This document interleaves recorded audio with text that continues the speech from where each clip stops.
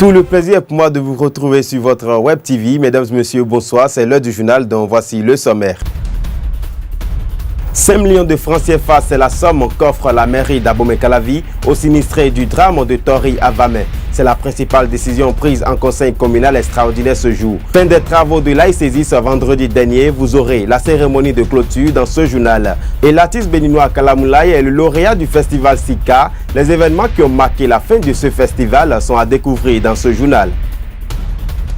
À nouveau, bonsoir. La ville d'Abomey-Calavi va soutenir les sinistrés du drame de Tori à Vamey. La décision est prise ce matin à la majorité des conseillers présents au cours du premier conseil communal extraordinaire de l'année 2016. Le compte-rendu est signé Larios Adiagbenon et Kal Kitome. La commission a réfléchi, demandé si c'est possible allouer au moins 5 millions pour aller au secours de cette victime. À cette proposition de la commission chargée des affaires sociales suite au drame survenu le 8 septembre dernier à Vamey dans la commune voisine de Tori-Bosito, le conseil communal d'Abomey-Calavi a répondu oui. C'était à l'occasion de sa première session extraordinaire à la salle de conférence de la mairie. Sans avoir une autre proposition, une contre-proposition sur la table, la proposition qui semble tenir la majorité ici, c'est d'un montant de 5 millions de francs. Cependant, les conseillers ont souhaité fixer les modalités de l'octroi de ce soutien financier aux victimes. Pour éviter de tels drames dans la commune d'Abomey-Calavi, qui semble aussi abriter des sites de traitement de produits avariés et prohibés, les conseillers vont assister à une communication du chef du département prévention de l'Agence nationale de protection civile, Georgino Huissou, sur le processus de destruction et prendre des mesures y afférentes. L'artiste béninois Kalamoulaye a décroché samedi dernier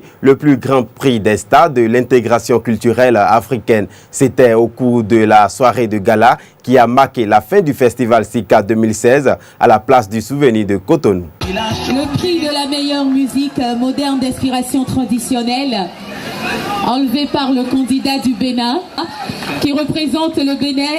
Le public a hésité de joie avec Kalamoulaye à l'annonce de son sac le samedi dernier à la place du souvenir. C'était le dernier acte du festival Sika 2016. C'était mon premier album, j'ai déposé pour être meilleure musique moderne d'inspiration traditionnelle, ça n'a pas marché. Pour le deuxième album, j'ai déposé, j'ai échoué. Je dis mais lui, il me dit, il m'aime. Allez, voici s'il est là, je vais, je joue.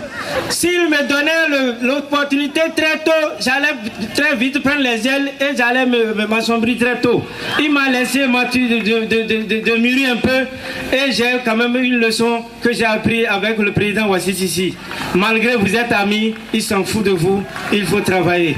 Merci, applaudissez pour l'organisation. Le Nigérian aurait Mido Anthony pour le trophée du meilleur présentateur live, le Ghanéen Abou Fataou pour le meilleur clip vidéo, la Congolaise Nzoa André Sonia pour le prix du public et M. Kone Dodo, le directeur des Massa pour le prix de l'intégration culturelle africaine, viennent compléter le palmarès de cette 11e édition, dont la soirée de gala a été agrémentée par le groupe Polyrythmo.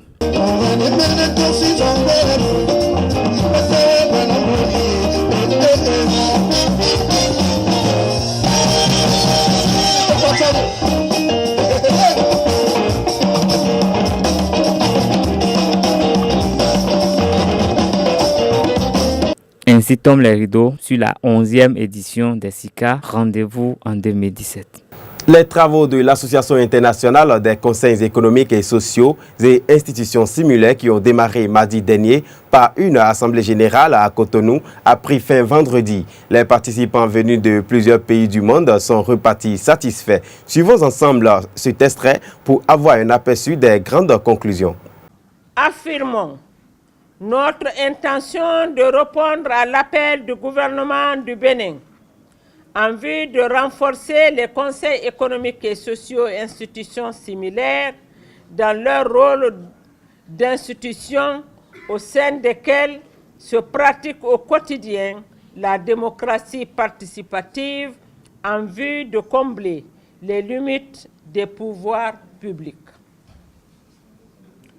Assurons au gouvernement du Bénin que le débat concernant l'utilité des conseils économiques et sociaux et institutions similaires est mené au sein de l'AICESIS et sera approfondie notamment sur la question de la revitalisation des pouvoirs, du rôle, de la compétence et de l'efficacité des conseils économiques et sociaux et institutions similaires.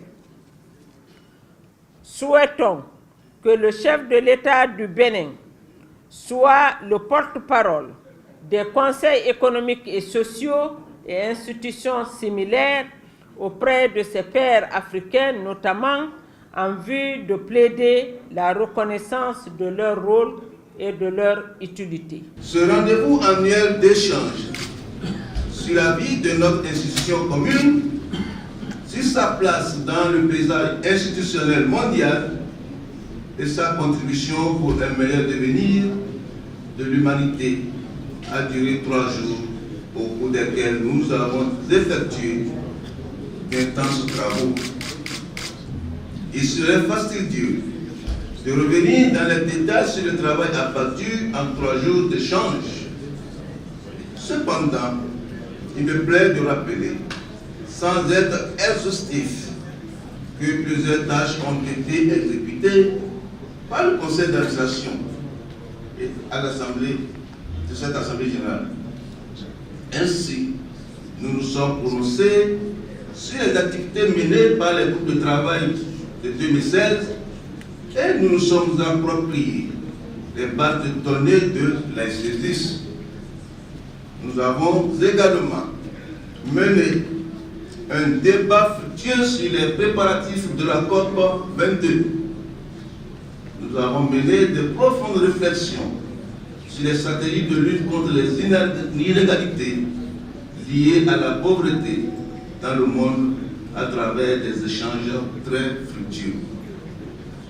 Au cours de nos travaux, nous n'avons pas manqué d'échanger sur la promotion de l'expansion des systèmes de protection sociale tout en mettant l'accent sur les échanges d'expériences et de bonnes pratiques sur le fonctionnement de nos CSIS. L'Assemblée générale de la CESIS a décidé de façon consensuelle du report à la prochaine réunion du conseil d'administration, de la désignation au niveau du secrétariat général de notre association. Les amateurs de la balle ovale ont renouvelé ce samedi 17 septembre le bureau exécutif de la Fédération béninoise de rugby à l'auditorium Maurice Francisco du comité national sportif et béninois. Élu pour 24 voix sur 24, Faustin Dahinto, ex-vice-président, prend désormais la tête de cette instance.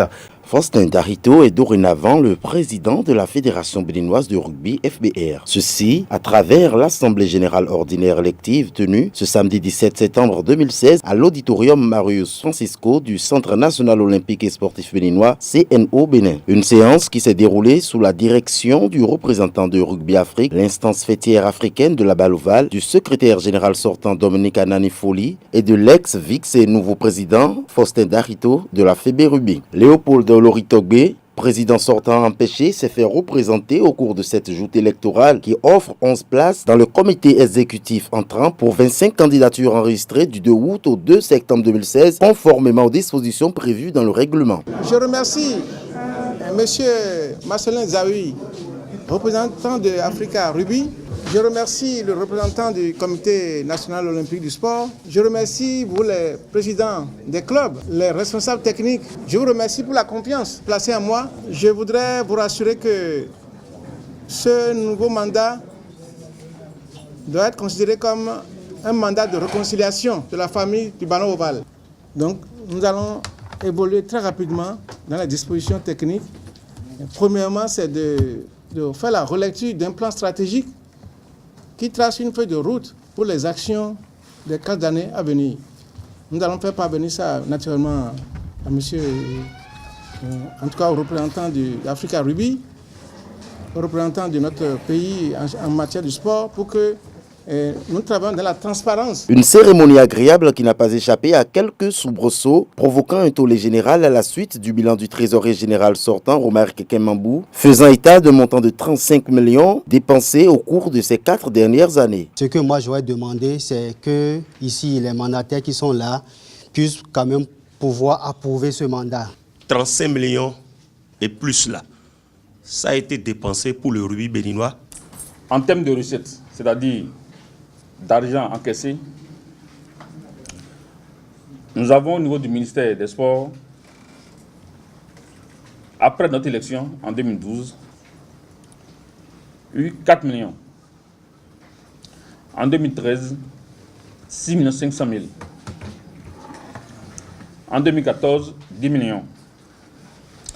En 2015, 6 millions. Le monsieur Crise, tel surnommé par ses pairs et en sa qualité de sage, a émis un jugement de Salomon pour éviter les atermoiements afin que la cérémonie soit conduite à son terme. Vous décidez pour construire l'avenir ou pour ressasser le passé? C'est la question. Tant qu'on ne fait pas preuve de dépassement, tant qu'on n'a pas une volonté d'amnistie, on reste toujours dans la crise. Nonobstant son absence, le président sortant Léopold Dolori Togbe aurait mis un terrain d'une superficie de 2 hectares à disposition à Calavi pour la pratique du rugby au Bénin.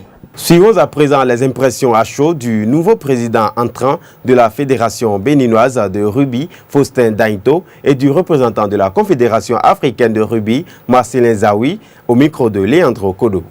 Nous devons très rapidement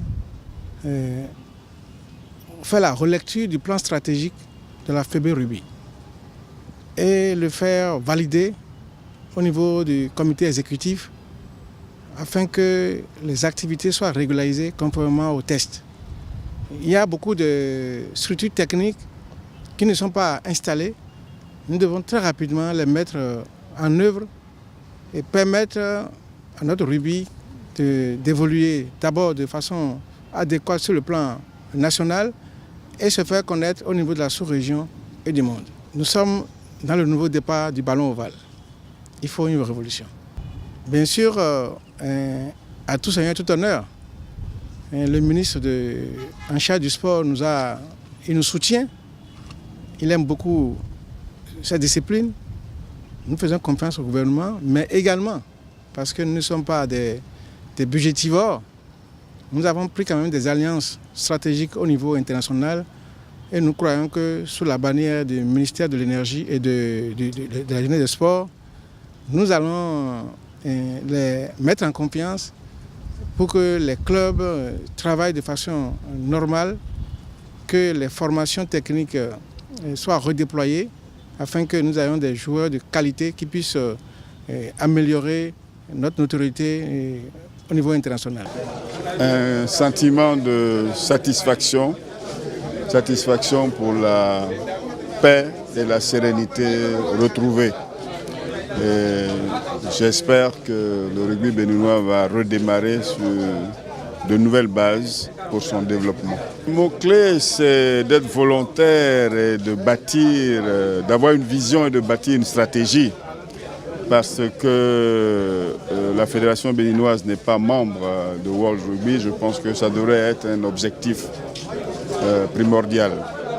On finit ce journal par les informations de la page Inter que nous propose Boris Wagbanga. Ouvrons l'actualité en dehors de nos frontières au Niger où les enseignants des différentes universités publiques du pays sont en grève pour 7 jours à compter de ce lundi 19 septembre. Toutes les activités académiques sont suspendues, ce qui va perturber fortement la reprise des cours après la période des vacances. Ces enseignants réclament le paiement de plusieurs mois d'arriérés de salaire et de primes de recherche. C'est la seconde fois en espace de 2 semaines que les enseignants-chercheurs des universités publiques du Niger se mettent en grève. Ils ont déjà observé un arrêt de travail du 8 au 10 septembre dernier. À Kampala, un projet d'amendement de la Constitution fait débat ce jour dans la capitale ougandaise. La ministre des Terres, du Logement et du Développement urbain souhaite supprimer l'obligation de négociation préalable avec des propriétaires pour l'obtention des terres privées. Un certain nombre d'experts et de membres de la société civile demandent un référendum sur la question. Nous voulons réduire les délais d'acquisition des terres, a déclaré la ministre en charge des questions, Betty Amungi. Faisons un tour en République démocratique du Congo Congo, la question du calendrier électoral sera notamment le sujet d'un débat en plénière retransmis en direct à la télévision dans le cadre du dialogue national. Et du côté de ceux qui refusent ce dialogue, dans le rassemblement de l'opposition, des organisations de la société civile et les mouvements citoyens, on est à la veille de la date limite pour convoquer l'élection présidentielle dans les délais constitutionnels. Ils comptent donner un préavis de 3 mois au président Joseph Kabila en manifeste. Retenez que ces manifestations sont d'ores et déjà interdites à Lubumbashi, Kisangani et Kindu, les grandes villes du pays. En août 2017, le Madagascar doit lancer son recensement national, un événement crucial pour la grande île qui n'a pas comptabilisé sa population depuis 1993. Aussi, avant d'initier une opération d'une telle envergure, les services en charge du recensement viennent de débuter une phase de test qui s'étendra sur 3 semaines. Un projet pilote grandeur nature pour expérimenter les outils utilisés pour dénombrer les habitants. 5 zones aux caractéristiques bien distinctes ont été choisies dans toute l'île pour accueillir la centaine d'enquêteurs. À ce jour, l'opération se déroulera dans le 3e arrondissement de la capitale où 4000 ménages vont être interrogés. Refermons l'actualité en Afrique du Sud. Le Trésor public a annoncé en début de semaine que le président Jacob Zuma avait finalement remboursé à l'État une partie de l'argent public qui a servi à rénover sa résidence secondaire de Kandla, en contractant un prêt immobilier. Mais la banque VBS Mutual Bank qui lui a accordé ce prêt est sujet à controverser. Mesdames et messieurs, c'est la fin de ce journal. Merci de nous avoir suivis. Restez toujours connectés sur le www.ezaitv.com.